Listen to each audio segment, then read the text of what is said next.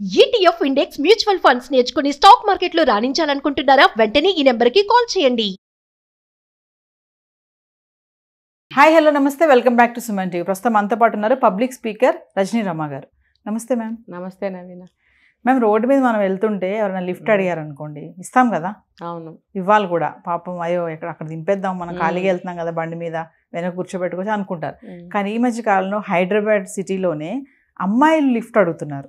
Lift అడగడము, ఎక్కిందాక ఉండాక వాళ్ళని పక్కకి divert చేయడము, అక్కడ తీసుకెళ్ళి బ్లాక్మెయిల్ చేయడం, నాకు డబ్బులు ఇవ్వు అట్లా అది ఇది అని చెప్పేసి. అంటే హైదరాబాద్లో కొంచెం అక్కడక్కడ మనం చూస్తున్నాము. ఎందుకు ఇలా తయారవుతున్నారంటారు లేడీస్ ముఖ్యంగా చూసుకుంటాం? అమ్మాయిలేనా, ఆంటీలు కూడా. అంటే ఏ వయసు కూడా అనర్హం కాదు. అన్ని వయసుల వాళ్ళు డబ్బు, ఎక్స్ట్రా డబ్బు కోసం మార్గాలు ఎంచుకుంటున్నారు. Second income. ఒకప్పుడు అమ్మాయిలు అసలు లిఫ్ట్ అడిగేవారు కాదు. ఇంట్లో కూడా చెప్పేవారు, ఎవరన్నా పిలిస్తే అటు ఇటు వెళ్ళకమ్మ, అంకులైనా సరే స్కూల్ నుంచి దింపుతానంటే రాకు. ఎందుకు ఇప్పుడు పెళ్ళిళ్ళు అయిన తర్వాత కూడా ఎక్కడన్నా మనకు తెలిసిన వాళ్ళే, అయ్యో నడిచి వెళ్తున్నావమ్మా లిఫ్ట్ ఇస్తాను రా, మన ఇంటి పక్కింటి వాళ్ళే దించుతానంటే కూడా ఎక్కేవాళ్ళం కాదు. ఎందుకనంటే అది భార్యాభర్తల మధ్యన గొడవలు వస్తాయి. పరాయి మగాడి వెనకాల ఎక్కి వస్తావా లేకపోతే వెళ్తావా, నీకు అంత అవసరం ఉంది, అసలు నువ్వు ఎందుకు వెళ్ళావు, ఇన్ని వచ్చేవి కదా. అది చాలా అంటే అసలు ఉండేవి కాదు. అప్పుడు ఎప్పుడో ఆ మధ్యకాలంలో కొంచెం తక్కువ, ఏదన్నా ఎమర్జెన్సీ అయితే ఉండేది. ఇప్పుడు ఏంటంటే మోసాలకి డబ్బు సంపాదించడం కాదు, ఊరికనే కష్టపడకుండా డబ్బు సంపాదించాలి.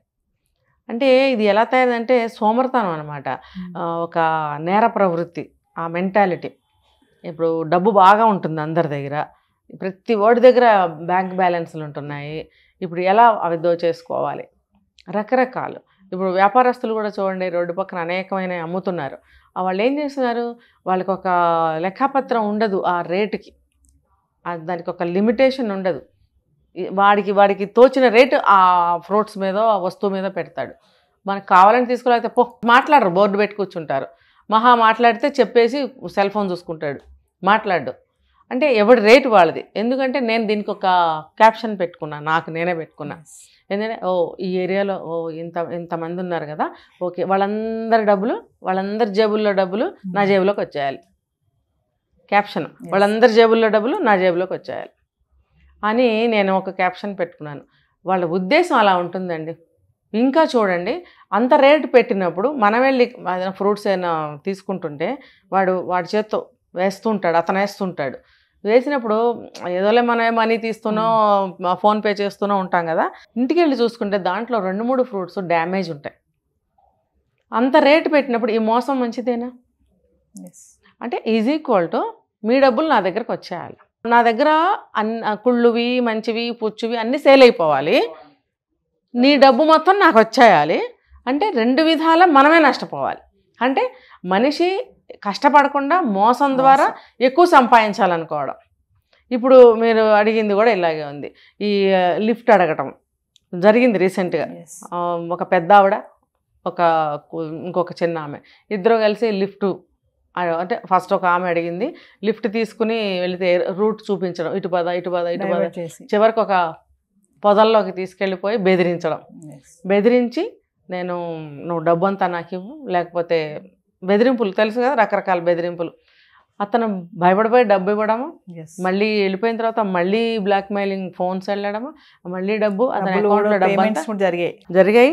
డబ్బు అంతా కూడా కలాస్. అది చాలక వీళ్ళిద్దరు నవ్వుకోవడం, మళ్ళీ వీడు ఒక బకరా మనకి ఇంకా డబ్బు ఇవ్వగలడు పదా అని చెప్పి మళ్ళీ ఇద్దరు కలిసి మళ్ళీ ప్లాన్ చేసి మళ్ళీ పలానా చోటకి పిలిపించి మళ్ళీ డబ్బులు ఆగడం. అంటే యువతల వాళ్ళు కూడా అర్థం చేసుకోవాలి. ఇప్పుడు లిఫ్ట్ ఇచ్చే రోజులు కావు, రిక్షాలు కాదు, ఆటోలు ఉన్నాయి, క్యాబ్స్ ఉన్నాయి, లేడీస్కి ఫ్రీ బస్సులు మన తెలంగాణ స్టేట్లో ఉన్నాయి. ఇంకా వాళ్ళు ఎలా వెళ్ళాలంటే అలా మెట్రోలు ఉన్నాయి, అన్నీ ఉన్నాయి కదా. లిఫ్ట్ అడగాల్సిన పనే ఉంది, డబ్బు ఏమీ తక్కువ లేదు ఎవరి దగ్గర, మరి ఇంకా నీకు లిఫ్ట్ ఎందుకు కదా. కాబట్టి యువతల వాడు ఆలోచించుకోవాలి, ఇన్ని ఫెసిలిటీస్ ఉన్నప్పుడు నా లిఫ్ట్ ఎందుకు ఇవ్వాలి నేను?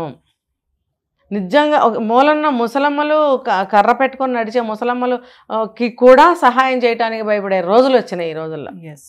ఒక బాగా పండు ముసలాయన కదలలేని స్థితిలో ఉంటే, నా దగ్గర డబ్బులు లేకపోతే, చిల్లర లేకపోతే, నేను వేరే షోరూమ్కి ఎక్కడికో వెళ్ళి నేను అది ఎంత చేంజ్ తీసుకొచ్చి అతనికి డబ్బులు ఇచ్చాను.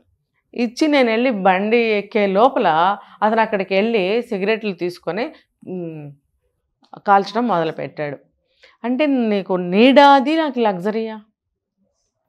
ఇది ఒక రకమైన మోసమే కదా.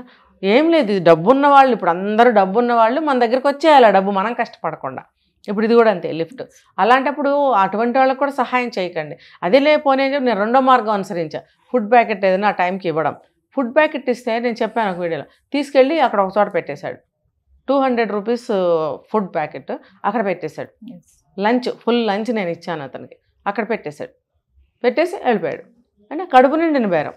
డబ్బు కావాలి, డబ్బు సంపాదించాలంటే ఏదో ఒకటి మాయమాటలు చెప్పి దేనమైన మొహం పెట్టి అడుక్కోవడం.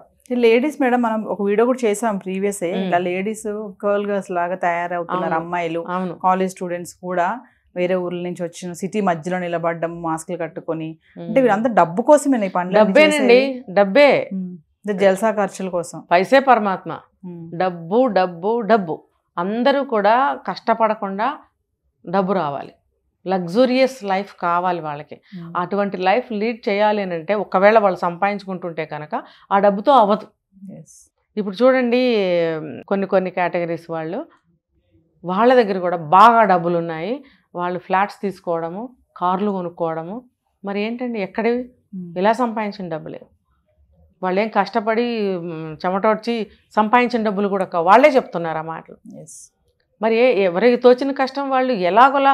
మనసుంటే మార్గం ఉంటుంది. మన పద్ధతి మార్చుకుని మనం ఒక పద్ధతిలో వెళితే, ఒక మార్గాన్ని ఎంచుకుంటే, మనం నిరూపించుకోగలిగితే మనకి ఎక్కడైనా సరే ఒక పని పుడుతుంది, మన మీద వాళ్ళ కన్సర్న్ కలుగుతుంది, మనకి ఒక ఉపాధి కలుగుతుంది అనేది ఆలోచించే స్థితిలో ఎవరూ లేరు. ఎలాగోలా వేరే మార్గంలో మోసం చేసైనా, దౌర్జన్యం చేసైనా, ఎలా అయినా సరే డబ్బు సంపాదించాలని ఒక మోటివ్ కనిపిస్తుంది వాళ్ళకి. అంటే పాపం అమ్మాయే కదా అని లిఫ్ట్ ఇస్తే అంతే అంటారు. అంతేనండి. సమస్యలు సినిమాల్లో మనకు చూపిస్తున్నారుగా, ఎవరో పొడి చేసి రోడ్డు పడేసినట్టుగా, అయ్యో గవగబ వెళ్తే అది ఎంత కలర్ వేసుకొని పడుకోవడము, లేచి వాడిని అటాక్ చేయడం చూస్తున్నాం కదా. ఇవన్నీ కూడా అవేర్నెస్. మొన్న రీల్స్ కూడా ఎవరో చేశారు. ఏంటంటే లిఫ్ట్ అడిగితే ఒక ఆవిడ ఎక్కించుకొని ఆవిడకి కత్తి పెట్టి పీక మీద భయపెట్టడము, ఆవిడ కొంచెం ధైర్యంగా ఎదుర్కొని అటాక్ చేయడము. తర్వాత ఇది ఊరికనే మేము రీల్స్ చేస్తున్నాం అంటే ఇది అవేర్నెస్ కోసం చేశారు. ఇలా ఎవరు లిఫ్ట్ అడగండి. లిఫ్ట్ తీసుకుంటే ఇలా జరగచ్చు, జరుగుతున్నాయి అని కాదు, జరగచ్చు. అంటే కొన్ని చోట్ల కొన్ని జరిగాయి కాబట్టి ఇలా మేము చూపిస్తున్నాం. కొంతమంది ఏమంటున్నారు, తెలియని వాళ్ళకి తెలియజేస్తున్నారు, మీరు చూపించడం వల్ల ఇంకొంచెం ఎక్కువ అవుతున్నాయి అని. లేదు, మనకి 3-4 జరిగాయండి, అవి వెంటనే జనానికి తెలియజేస్తే వాళ్ళు జాగ్రత్తగా ఉంటారు. ఇంకా 5వ వాళ్ళు ఎవరు కూడా అందులో మోసంలో పడరు అని మేము చూపిస్తుంటే తెలియజేస్తున్నాం అంటారేంటి? తెలియజేస్తున్నాము, ఇలా జరుగుతున్నాయి, మీరు అందులో పడకుండా జాగ్రత్తగా ఉండండి అని తెలియజేస్తున్నాం. దీనికి ఆ నేరాన్ని మాకు తెలియజేస్తున్నారంట.